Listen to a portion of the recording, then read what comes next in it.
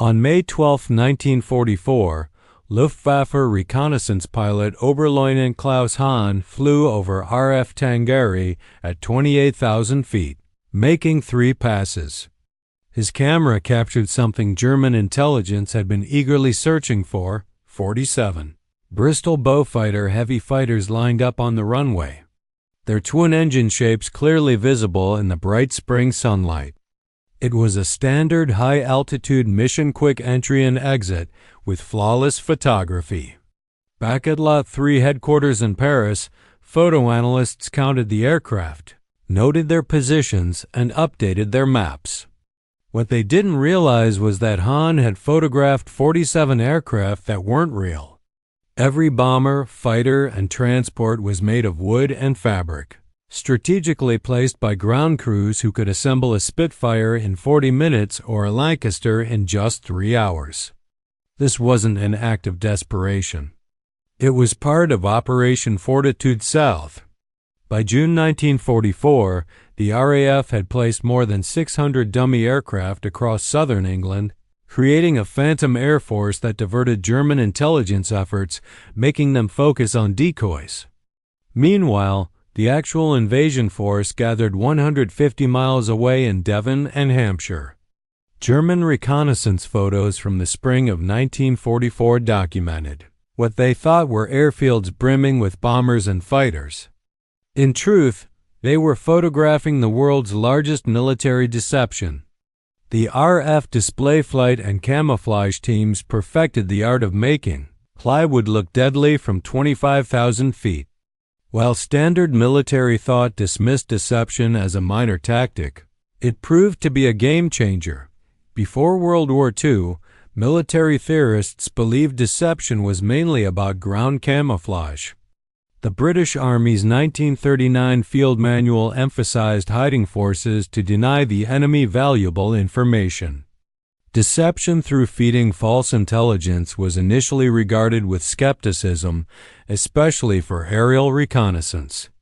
The Luftwaffe had shown how effective their reconnaissance planes were, providing crucial targeting information that allowed Stuka dive bombers to destroy enemy formations before they could react. Given such effectiveness, British planners initially believed that dummy installations would be quickly spotted and dismissed. The technical capabilities of Luftwaffe reconnaissance were impressive. Their aircraft, such as the Zeiss-equipped Bf-109s and Junkers J-86RS, could fly as high as 40,000 feet, beyond the range of most Allied fighters. Their cameras could resolve objects as small as 18 inches from 6 miles up. Analysts could distinguish aircraft types by subtle details like wing shape, fuselage length, and engine positions. How could decoys made of canvas and wood possibly fool such a system? The answer lay not in creating a perfect illusion from close up, but in understanding the limitations of German reconnaissance and exploiting them with precision. Military thinking at the time was focused on using ground camouflage. Deception on the battlefield was still a developing idea, especially in the air. The Luftwaffe's reconnaissance planes had shown their deadly efficiency in Poland and France, providing information that allowed their bombers to strike before the enemy could respond. In the face of this capability, British commanders initially believed dummy aircraft would be easy to detect.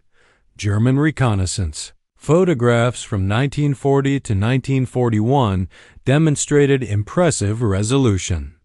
Cameras like the Zeiss Ryan Messbildkammer RMK, mounted on a Bf-109 flying at 30,000 feet, could produce negatives capable of 1 to 12,000 scale reproduction. Photo analysts at Zentrail were able to measure aircraft dimensions accurately to within 6 inches, identify aircraft types based on small details, and track vehicles between missions. In one example from October 1940, German analysts identified the arrival of Hurricane fighters at RAF Northolt by the small difference in wing chord, just 3.5 inches wider than the Mi-109s. Military logic dictated that a dummy Aircraft would need to be highly detailed to deceive such expert scrutiny. Early studies from the U.S. Army Air Force in 1942 suggested that decoys would need to be made from metal to match thermal signatures, have moving control surfaces to create realistic shadows, and be repositioned regularly to mimic operational patterns. The cost per dummy aircraft was estimated to be between 800 pounds and 1,200 pounds, more than a quarter of the cost of a real training aircraft. Critics argue that resources spent building fake planes would be better used on real ones, or at least on building protective shelters for real aircraft. However, by June 1944, the RAF had deployed entire fake airfields that kept German reconnaissance occupied for months. Luftwaffe bombers conducted missions against these fake stations, dropping bombs on rubber and canvas, while actual British squadrons flew unharmed from nearby airfields. This was no random improvisation. It was a result of understanding the weaknesses in German reconnaissance and exploiting them with deadly precision. The key to success lay in knowing the limits of optical reconnaissance, while Luftwaffe cameras were capable of incredible detail. This ability was only available under ideal conditions: clear skies, perfect sunlight, and sufficient exposure time to capture fine details on film. A Zeiss RMK camera set to standard settings required a 1/125th second exposure at f5.6 to properly expose at high altitudes. At 280 miles per hour, the usual speed for a reconnaissance Bf 109, the aircraft covered 205 feet during that brief exposure. Any detail smaller than 2 feet would blur over multiple pixels on the film. More importantly, depth perception was nearly impossible in vertical aerial photography. Stereoscopic analysis, which could give depth perception, needed 2 photos from different angles, requiring slower aircraft or multiple passes, both of which increased the risk of interception. In practice, German photo analysts often identified targets based on silhouette, size, and context, rather than fine details. A Bristol Beaufighter, for example, was identified not by its serial numbers or rivets, but by its twin-engine design, 57-foot wingspan, and association with specific squadron markings or airfields. The RAF's camouflage experts, particularly Colonel John Turner's team at Shepperton Studios, understood this limitation. Their dummy aircraft didn't need to fool a ground observer from 50 yards away. They had to provide the correct top-down silhouette from 25,000 feet, cast the right shadows depending on the sun's angle, and be placed in contextually believable locations. The standard RAF dummy aircraft, introduced in November 1943, was built from a timber frame covered in painted canvas. A dummy Spitfire weighed only 68 pounds and could be assembled by 4 men in 35 to 40 minutes. The frame was made from 2 by 1 inch pine slats that shaped the fuselage and wings, with pre-painted canvas in standard RF camouflage colors, dark green and ocean gray on top, medium sea gray on the bottom. The wings were slightly curved to create realistic shadow effects, and the fuselage had a subtle ridge along the spine to mimic the curved shape of a real aircraft. Critical details were simple but effective. The cockpit was represented by a frame covered in crinkled cellophane, which from high up reflected light in a way that mimicked a real canopy, and engine cowlings were painted with shading to suggest radial or inline engines. Propeller blades were cut from plywood and angled correctly. The whole assembly was placed on a wooden base to position the aircraft at the right height, which was crucial for casting the proper shadow length, an important indicator of aircraft size and type. What made these dummies effective wasn't any single feature, but the integration of these elements in a realistic operational context. The dummy aircraft were never placed alone. They were positioned on realistic hardstands near actual support structures, which were harder to fake. These decoys were arranged in dispersal patterns that matched real RAF squadrons. And RAF teams studied German reconnaissance photos of their own airfields to replicate exactly what those images showed: aircraft in revetments, fuel trucks nearby, blast walls at proper distances, and even tire marks and oil stains on the runways. The first large-scale test of this deception came during Operation Husky, the Allied invasion of Sicily in July 1943. RAF units set up extensive dummy installations across North African airfields, while actual forces were concentrated in Malta and Tunisia. Luftwaffe reconnaissance missions over Egypt and Libya photographed what seemed to be large concentrations of bombers at airfields near Alexandria and Benghazi. German intelligence estimated there were about 1,200 Allied aircraft in the region based on these photos, but the actual number was just 750, with 450 of the aircraft being dummies. More importantly, the Luftwaffe's bombing missions reflected this deception. From the night of July 8th to the 9th, 1943, German bombers flew 63 sorties against Allied airfields in advance of the Sicily landings. Of these, 31 attacked dummy installations, dropping around 140 tons of bombs on nothing more than canvas and wood. German air crews later expressed frustration after observing direct hits with 250 kilograms bombs, yet seeing the same planes still on the field in reconnaissance photos the next day. What they had actually witnessed was ground crews replacing the destroyed dummies overnight at a cost of 47 pounds per dummy, compared to the 8,000 pounds to 12,000 pounds cost of a real bomber. The deception wasn't just about wasting bombs, it influenced German operational planning. Luftwaffe commanders, believing they were facing overwhelming Allied air power in North Africa, concentrated their fighter forces to counter this perceived threat. This diverted their resources away from Sicily, where Allied aircraft were actually operating.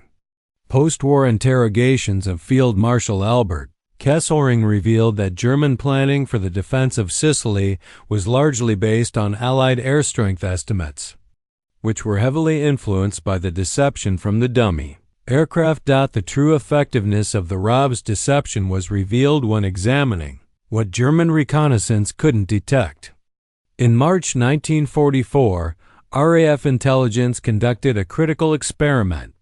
They placed 24 real Spitfires and 24 dummy Spitfires on the same airfield in alternating positions and then requested Luftwaffe reconnaissance photos through captured documents.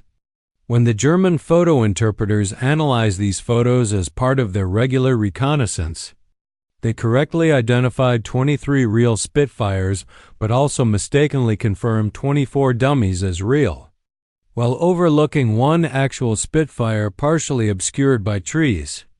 This error rate was essentially random. The interpreters could not distinguish between the real and the fake aircraft at standard reconnaissance altitudes. This wasn't a mistake. It was part of a broader strategy. British deception planners, especially those under Colonel David Strangeways in London's Air Force, understood something fundamental about how intelligence analysis worked. Humans naturally recognize patterns, not individual objects. German photo interpreters weren't analyzing each aircraft as if it were new. They were processing hundreds of images daily, looking for changes in established patterns. If an airfield that previously had 30 fighters still showed about the same number and the arrangement appeared plausible, the analysts moved on to the next target. The RAF exploited this pattern recognition fatigue to its advantage.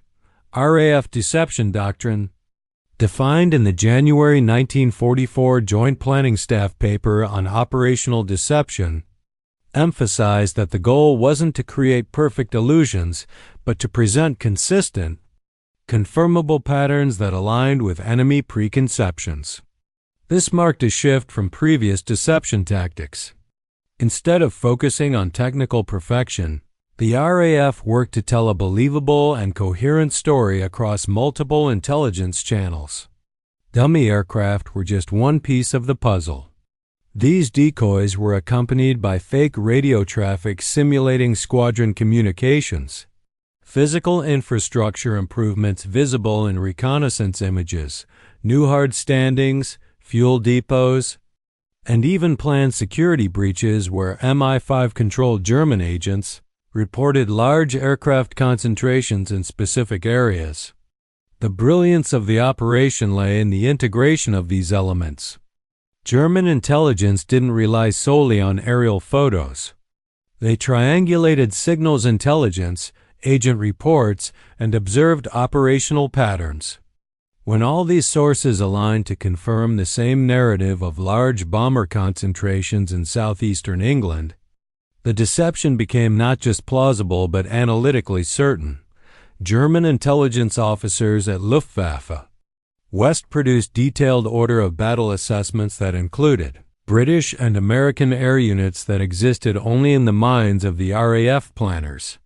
These phantom units were given realistic names, often borrowing the identities of actual RAF officers, and tracked through simulated movements, redeployments, and operations carried out by entirely different squadrons.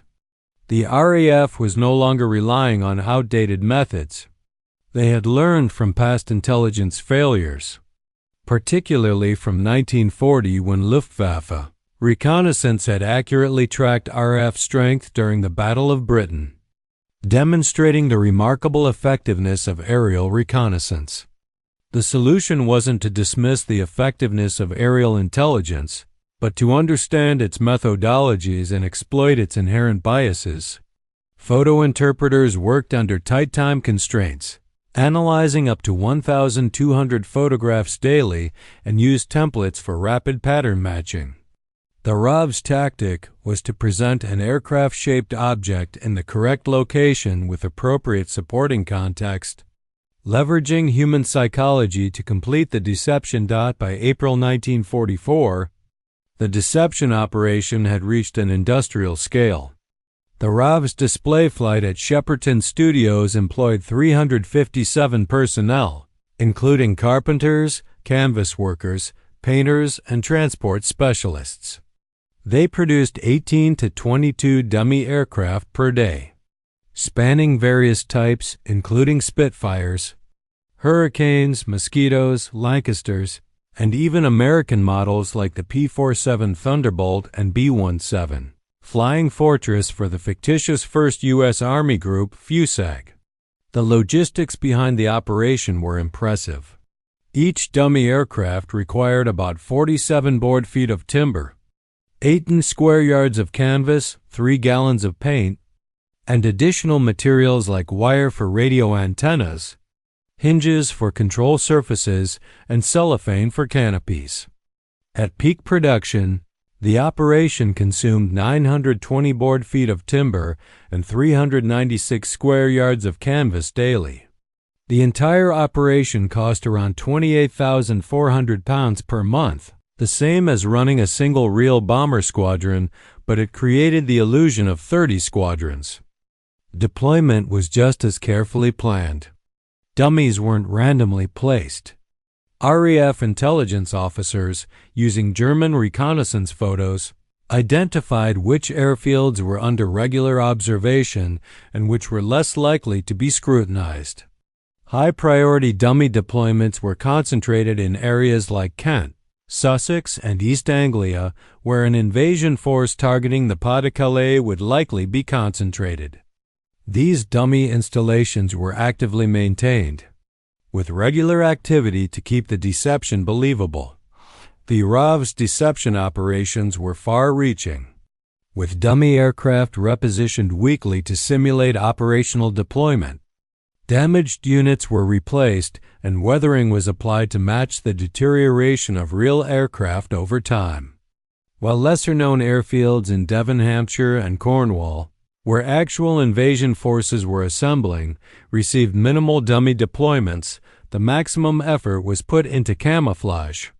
Real aircraft were carefully dispersed and hidden under netting, only repositioned at night. The intention was clear. German reconnaissance would focus on easily visible concentrations in the east, while struggling to detect the partially concealed, dispersed forces in the west. Intelligence analysts, following their standard procedures, would naturally prioritize the clearer, more detailed intelligence. Just as the deception planners intended, this deception extended into operational simulations at the dummy heavy airfields. Ground crews carried out realistic maintenance activities, fuel trucks followed proper patterns, and starter trolleys were positioned near the aircraft. Personnel also performed pre-flight procedures around the dummies. When German reconnaissance planes flew over, they photographed what appeared to be a normal operational airfield.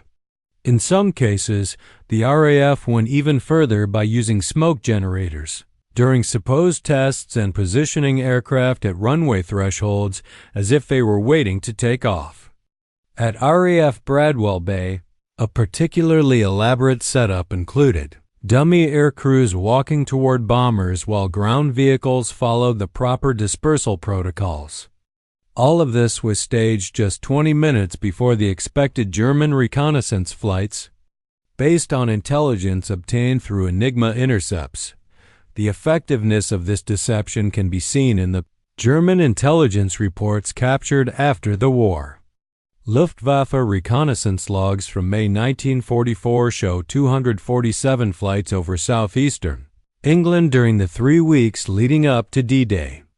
Of these, 89 successfully photographed dummy heavy airfields, while only 31 photographed airfields where real invasion forces were gathering. The sorties themselves reveal the German priorities. They focused on photographing targets they believed were significant, reinforcing their own intelligence failure. The German Order of Battle assessments from June 1, 1944, just 5 days before D-Day, showed 4,700 Allied combat aircraft in Britain.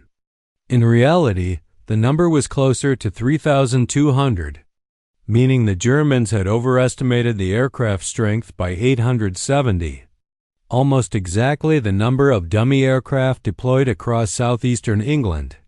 This overestimation misdirected German efforts, increasing the perceived threat in areas where the Allies had no intention of landing. Individual reports further revealed the operational flaws. For example, a Luftwaffe report from May 23, 1944, analyzing photographs of a RAF Woodchurch in Kent, confirmed 34 twin-engine bombers, likely Bristol Beaufighters or Mosquitoes, and suggested the airfield was a fully operational squadron. The analysts also noted new hard standings, implying a recent redeployment. The report was almost entirely accurate, except for one critical error. All 34 aircraft were dummies. The hard standings were real, but they were constructed to lend credibility to the decoys, and the supposed redeployment was fabricated. The captured Luftwaffe personnel revealed that the analytical framework used to assess these aircraft was built on multiple indicators, including aircraft, supporting infrastructure, signals, activity, and agent reports. When all these elements confirmed the same location, the confidence in their assessments was high. This deception worked because the German intelligence community understood deception primarily as concealment, hiding real forces rather than the creation of entirely fictitious ones. They believed the British might camouflage their actual aircraft but never considered the possibility that they would fabricate entire airfields complete with supporting evidence across multiple intelligence domains. The scale of the coordination required for such a deception, involving dummy aircraft, fake radio traffic, construction of infrastructure, and controlled agent reporting, far exceeded what German intelligence believed to be operationally feasible. The success of the deception was not in its sophistication, but in its audacity. The strategic impact of this deception went beyond the waste of German ordnance. German defensive planning for the invasion was heavily influenced by the Phantom Air Forces. Luftwaffe commanders, convinced they were facing overwhelming Allied air superiority in southeastern England, positioned their fighter wings to defend against an expected assault on the Pas-de-Calais. Key fighter units like Jagdgeschwader II and JG-26, which could have posed serious threats to the real Normandy invasion, remained stationed at their existing bases, ready to intercept what they believed was the main concentration of Allied air forces. The deception not only misled the Germans during the invasion itself, but also affected their resource allocation months before D-Day. The deception efforts of Operation Fortitude were deeply effective, particularly because of how German reconnaissance was redirected toward photographing dummy airfields instead of actual invasion preparation areas. Luftwaffe reconnaissance was limited in capacity, only about 30 to 40 useful sorties could be flown over Britain each week due to weather conditions, fighter opposition, and aircraft availability. When 35 to 40% of these sorties were dedicated to photographing dummy installations, German intelligence failed to gain comprehensive coverage of actual deployments. The psychological impact was even more significant. German commanders, believing they were facing overwhelming Allied air superiority, planned defensive operations from a position of perceived weakness. Luftwaffe Commander Generalfeldmarschall Hugo Speer's operational plans for June 1944 reflected this belief, as they focused on defensive counter-air operations rather than offensive actions. This defensive stance, based on inflated strength estimates partly influenced by dummy aircraft, contributed to the German failure to contest Allied air superiority effectively. The economic cost of Operation Fortitude's aerial deception was relatively modest, around £141,000, about the price of 12 Spitfires. However, this small investment led to German forces expending an estimated 840 tons of bombs on dummy installations between January and June 1944. They also diverted reconnaissance efforts to hundreds of futile sorties and positioned defensive forces to counter threats that existed only on paper. The force multiplication effect was staggering. 141,000 pounds worth of plywood and canvas created strategic effects that were equivalent to several actual bomber squadrons without risking a single aircrew. While German reconnaissance and intelligence analysis were highly sophisticated, they failed catastrophically because the deception was not about matching German technical capabilities but exploiting the pressures of operational intelligence work. Photo interpreters weren't making careful judgments about each aircraft they observed. Instead, they were processing vast quantities of information under time pressure, looking for changes in patterns that might indicate threats. The RAF understood this cognitive process deeply. Colonel John Turner's after-action report on Operation Fortitude noted, "The objective was never to create perfect replicas, but to provide confirmable data points that fit enemy expectations." Intelligence analysis is fundamentally conservative. Analysts weight information that confirms existing assessments more heavily than information that contradicts those assessments. The RAF didn't aim to fool technology. They understood human cognition under operational stress and exploited the psychological biases of the German intelligence officers. The deception wasn't about convincing technology or showing a perfect replica. It was about presenting data where German analysts expected to find it, reinforcing their pre-existing beliefs. Dummy aircraft were placed near the coast in established airfields, arranged in standard RAF squadron formations, and supported by appropriate infrastructure. The supporting evidence signals intelligence, agent reports, and physical infrastructure was consistent and backed up by every other source of intelligence. Even when individual pieces of evidence could be questioned, the overwhelming weight of corroborating evidence made the deception analytically convincing. This integration of deception across multiple intelligence domains, including aerial reconnaissance, signals intelligence, human intelligence, and physical evidence, was what made the strategy work. The Germans never lacked the technical capability to spot individual dummies. On several occasions, low-level reconnaissance flights came close enough to distinguish canvas from aluminum. However, these reports were dismissed because they contradicted the massive amount of evidence from higher-altitude reconnaissance, signals intelligence, and agent reports. The success of the operation lay in the consistency and integration of the deception plan. The RAF wasn't assuming that German analysts were incompetent.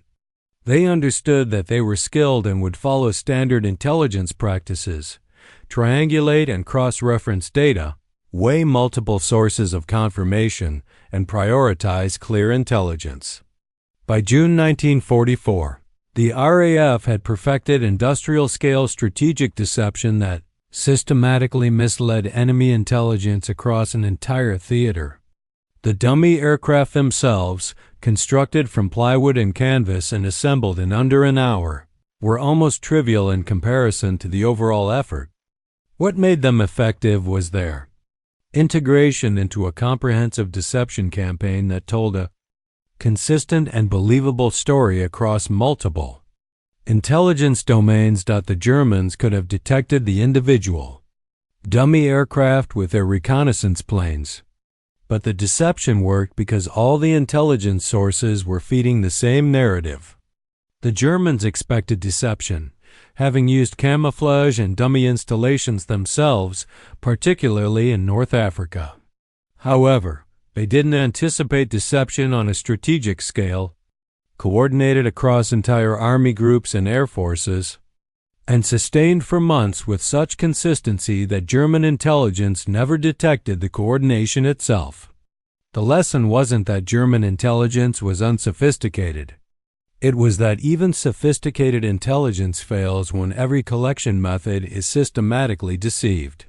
The cardboard bombers of Operation Fortitude represented the validation of a counterintuitive principle.